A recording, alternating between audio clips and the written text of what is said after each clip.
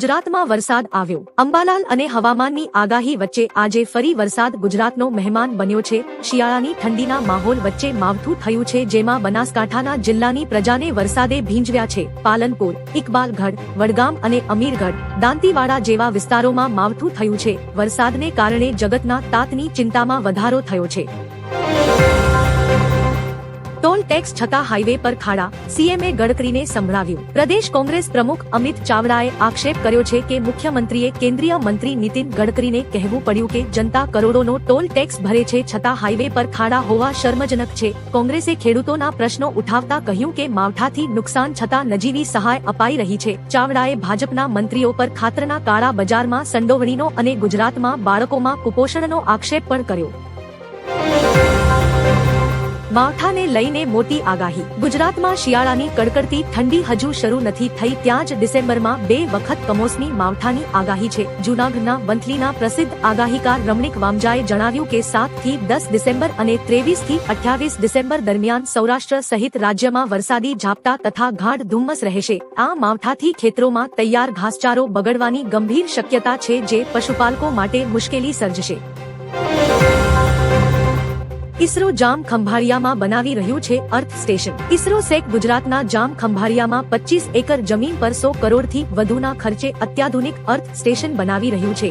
સેક director Nilesh દેસાઈના જણાવ્યા મુજબ દેશની સુરક્ષા માટે આગામી 4 વર્ષમાં 52 સેટેલાઇટ તૈયાર કરાશે, જેમાં 21 જટિલ સેટેલાઇટ ઇસરો અને 31 સેટેલાઇટ ખાનગી કંપનીઓ બનાવશે. આગામી 3 થી 4 વર્ષમાં તૈયાર થશે આ સ્ટેશન હવામાન, કૃષિ અને સુરક્ષા જેવી મહત્વની માહિતી આપશે.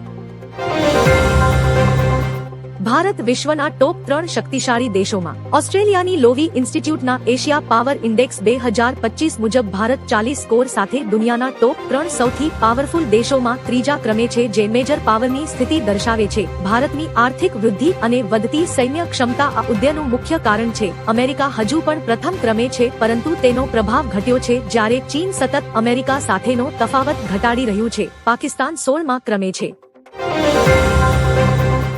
પીએમ મોદી 77 ફૂટની રામ પ્રતિમાનું અનાવરણ કરશે. વડાપ્રધાન નરેન્દ્ર મોદી કર્ણાટક અને ગોવાના ધાર્મિક કાર્યક્રમોમાં ભાગ લેશે. તેઓ કર્ણાટકના ઉડુપી સ્થિત શ્રી કૃષ્ણ મઠમાં લક્ષકંઠ ગીતા પારાયણ કાર્યક્રમમાં જોડાશે, જ્યાં 1 લાખ લોકો એકસાથે શ્રીમદ ભગવદ ગીતાનું પઠન કરશે. આ ઉપરાંત તેઓ ગોવાના કેનાકોનામાં શ્રી સંસ્થાન ગોકર્ણ જીવોત્તમ મઠ ખાતે 77 ફૂટ ઊંચી ભગવાન રામની કાંસ્ય પ્રતિમાનું અનાવરણ કરશે. નકલી દેશી ઈંડાનું કારખાનું સીલ. શિયાળાની ઋતુમાં ઈંડાના શોખીનો માટે ચેતવણીરૂપ કિસ્સો સામે આવ્યો છે. મુરાદાબાદમાં ખાદ્ય સુરક્ષા વિભાગે આર્ટિફિશિયલ કલરથી દેશી ઈંડા તૈયાર કરતા કારખાના પર દરોડો પાડ્યો છે. ટીમે સ્થળ પરથી લગભગ 1 લાખ રંગીન ઈંડા જપ્ત કર્યા છે અને ગોદામને સીલ કરી દીધું છે. લોકોના સ્વાસ્થ્ય સાથેના ચેડા કરનાર કારખાનાના માલિકની પોલીસે ધરપકડ કરી આગળની કાર્યવાહી હાથ ધરી છે.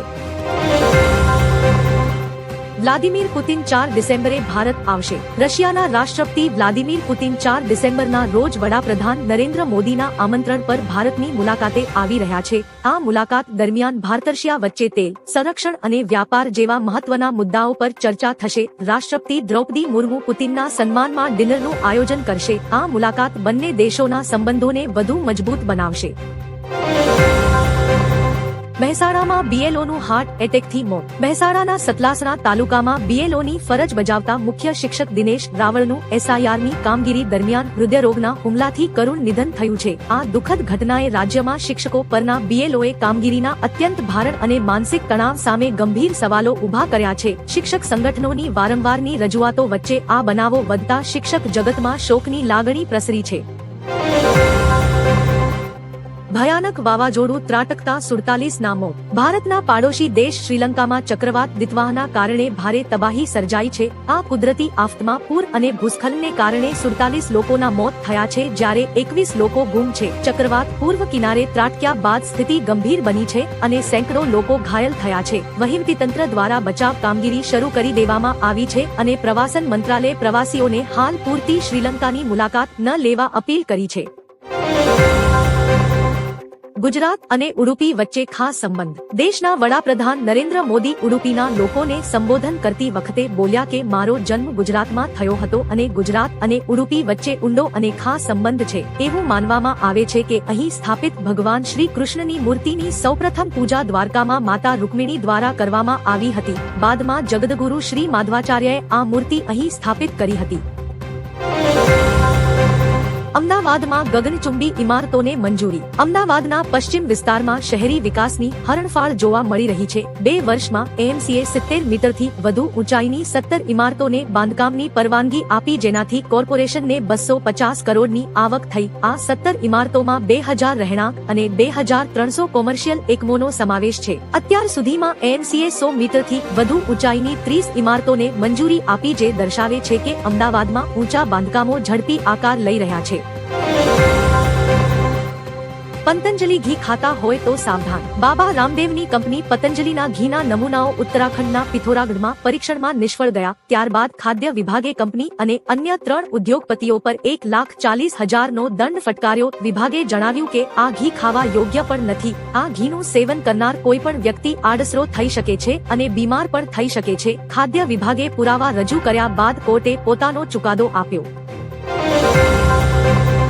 પીએમ મોદીએ ઉડુપીમાં શ્રી કૃષ્ણ મઠની મુલાકાત લીધી. પ્રધાનમંત્રી નરેન્દ્ર મોદીએ શુક્રવારે ઉડુપીમાં ઐતિહાસિક શ્રી કૃષ્ણ મઠની મુલાકાત લીધી હતી. પ્રધાનમંત્રીએ લક્ષ ગીતા પાઠનમાં ભાગ લીધો, જે એક સામૂહિક પાઠ હતો જેમાં 1 લાખથી વધુ ભક્તોએ ભગવદ્ ગીતાના શ્લોકો વાંચ્યા હતા. પ્રધાનમંત્રી મોદીએ શ્રી કૃષ્ણ મંદિરમાં પ્રાર્થના કરી અને પ્રમુખ પૂજારી પાસેથી આશીર્વાદ લીધા. પીએમ મોદીની ઉડુપીની આ 3જી મુલાકાત છે. શ્રી કૃષ્ણ મઠની આ તેમની બીજી મુલાકાત છે. સારા સમાચાર. સરકારનો મોટો નિર્ણય.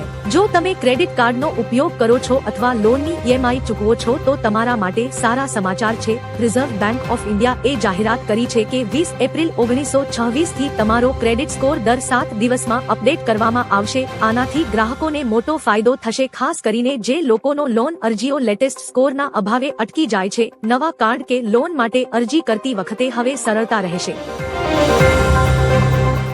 હવે દારૂ ડ્રગ્સ મુદ્દે ભાજપ ધારાસભ્યની ફરિયાદ. ગુજરાત સરકારના દારૂબંધીના દાવા વચ્ચે ભાજપના જ ધારાસભ્ય કુમાર કાનાણીએ સુરત પોલીસ કમિશનરને પત્ર લખીને વિપક્ષના સૂરમાં સૂર પુરાવ્યો છે. તેમણે ફરિયાદ કરી છે કે સૂર્યપુર ગરનાળાથી સરથાણા જકાતનાકા સુધીના ઓવરબ્રિજની નીચે દારૂ અને ડ્રગ્સનું અફીણ, ગાંજો ખુલ્લેઆમ બેરોકટોક વેચાણ થઈ રહ્યું છે.